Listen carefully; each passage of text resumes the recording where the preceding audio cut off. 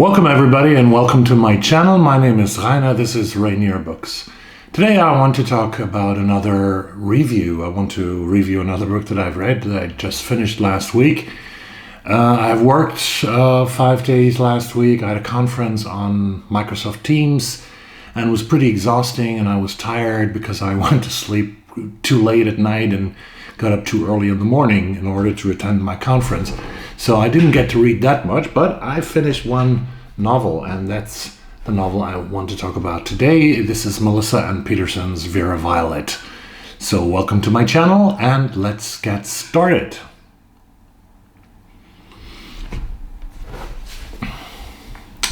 This is the novel that I just finished. It's Vera Violet by Melissa and Peterson. It's a debut novel. It is published by Counterpoint in the United States, I think in Sacramento.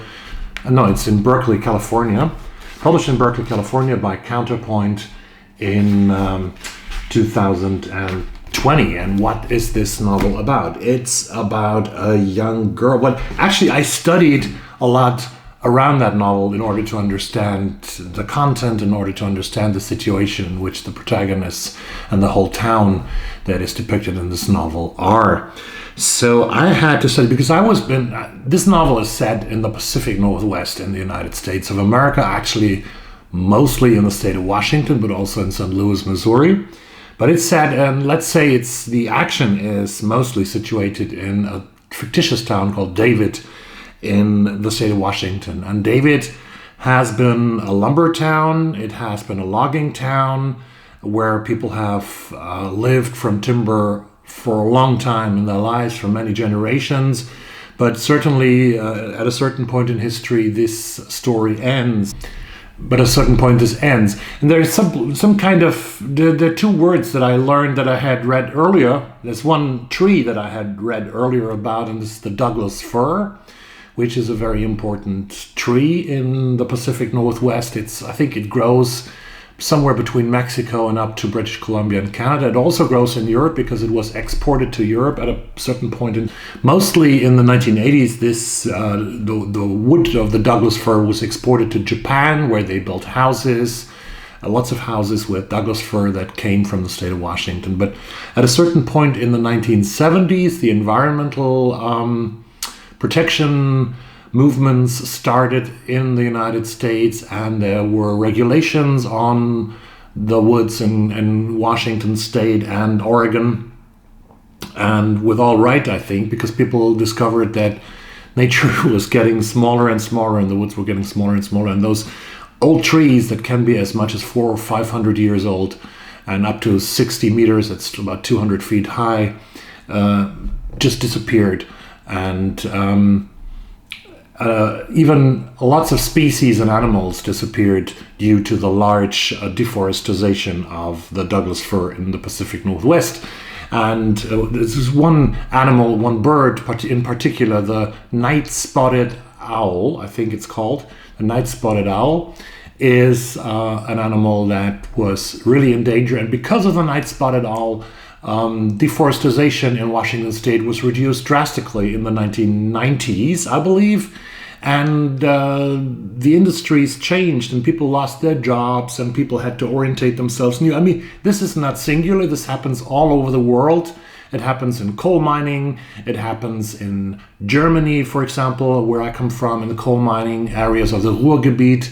It has happened before. It happens everywhere where old industries have to be replaced by new industries just because the resources are finished, or the techniques and the things that we have done to nature are too dangerous for the environment, that we have realized this is not good what we're doing with the world. Both words that I mentioned, the Douglas fir and the tree, the Douglas fir and the night-spotted owl, are actually appearing also in Melissa and Peterson's novel. I put that bottle away because it might distract you from viewing the video. I'm sorry for the water bottle. Yeah, so what is this story about? It's Vera Violet. Vera is, or Vera, I don't know, we would call her Vera in Germany at least, or maybe even in Europe, but I heard my friend Russell from the Ink and Paper blog talk about this novel when he got it, and he said Vera Violet. So I say Vera Violet. Vera is living in this town of David. She has lots of friends, and her father has been a great guy, a very masculine father who was very engaged in her upbringing of her and her brother Colin. And he loses his job, and the mother disappears at a certain point. She just leaves the family, and he's a single father with 2 kids. And they move to be, when he loses his job, the father of Vera, they have to move to a street called Coda Street in David. And this is an area, a very deprived part of town, poverty, violence, drugs, abuse, hopelessness. This is the situation in which we're in when we're reading Vera Violet. And Vera is telling the story, and I'm just looking for an excerpt, right, pretty much from the beginning of this novel to read to you. As I got older, the steelhead runs were not what they used to be. The big fish were near extinction. Natural resources dwindled down to the barest of bones. The forests that had once seemed to never end were shorn and overwhelmed. Corporations declared bankruptcy, sold off their excess land. They finished with their liquidations, and the mountainsides were left naked. Mini-malls and developments popped out of nowhere. The purple flowers were crowded out by introduced woods. The purple flowers were crowded out by introduced weeds. The butterflies flew away and did not come back. I watched carefully as timberland became ritzy bedroom communities. The Asworthys, who bought out our property after the bank foreclosed on my father, didn't know anything different. They paid me and Colin to tend the stretch of fertilized turf they installed in front of their house. I watched Mr. Asworthy fight private battles with nature using herbicides and clippers. The stream started to look strange. So this is the world in which Vera Violet grows up, and it's already changing. The former thriving towns of Washington State, of Oregon State, and the Pacific Northwest changed the lumber towns into communities that were poor and deprived. And this is the backdrop of the story, a story that turns very violent, and it's going to leave some people dead. In the beginning of the novel, Vera is driving her car. She's 18, 19 years old. She's driving with a car through almost large parts of the west of the United States. She drives to Montana. She is finally ending up in St. Louis and starts working in a, I think, kind of preschool, and working with mostly Afro-American children there in another deprived part of America. So this is much of the novel is set in areas where you can say nothing of the richest country in the world is really recognizable, because those parts of the country that Vera Violet visits and that her characters are inhabiting are very, very poor and deprived and hopeless. And she is in love with a guy called Jimmy James Blood, and it's a big love story. It's a story of deceit, a story of